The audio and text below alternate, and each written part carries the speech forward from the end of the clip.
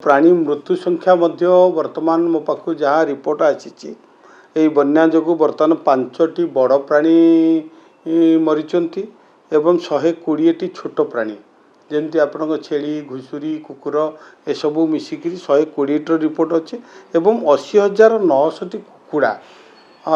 मृत्यु होइथिबार खबर बर्तमान सुधा आसी एवं आमर टीम सबुबले सजग ही रही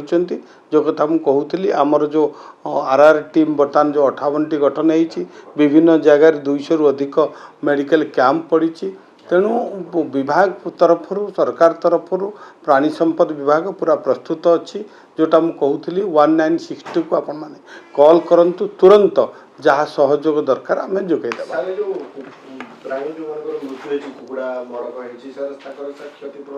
निश्चित भाव में आकलन है पर सरकार चिंता करेंगे जो विभिन्न आमर गाइडलाइन रही से अनुसार से क्षतिपूरण देवार व्यवस्था रही दिज्व। वर्तमान जो आमर 9टी जिले में बन्य प्रवाहित होती अनेक लोक जलबंदी अच्छा अनेक क्षयक्षति होती सेहीपरि आमर विभाग जो आपणकर एनुअल पॉपुलेशन आमर अफेक्टेड जो कैटेल रही पाखापाखि 4,88,868 वर्तमान अफेक्टेड होती एवं आकु मध्य आम विभाग गुरुत्वर सहित ग्रहण करिछि। एथिरे भेटरनल टीम जोटा कि आरआरटी जोटा रैपिड रेस्पॉन्सिबल टीम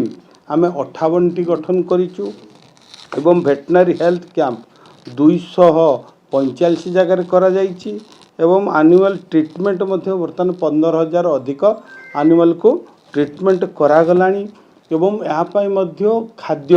जोटा फीड दाना मध्य आमे 263 मैट्रिक टन मध्य सप्लाई कर सारूँ एवं विभिन्न जो फीड रही ताहा मध्य डिस्ट्रीब्यूशन करागलानी 157 मैट्रिक टन एवं फॉडर मध्य दि जाउची घास मध्य दि जाउची कुंडा मध्य दि जाउची एवं विभिन्न आमर हेल्प लाइन 1962 24 आवर बर्तमान आम काम करचु जो कॉल आसूची तुरंत सेठी आमर जो आरआरटी टीम जाई सेठी ताकू केमती उद्धार करा जिवो एवं सेमानकर खाइबा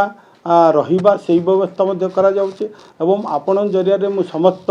चाषी भाई मान को अनुरोध करी से निजे उच्च स्थान को जीवा सहित निजर गृहपालित पशु मान को मध्य उच्च स्थान को नियंतु एवं जोठी गृहपालित पशु अफेक्टेड होती प्रभावित होती से माने आमर जो रही टोल फ्री नंबर 1962 को कॉल करंतु आमर टीम सेठी पहुँचे एवं जहाँ सहयोग सरकार तरफ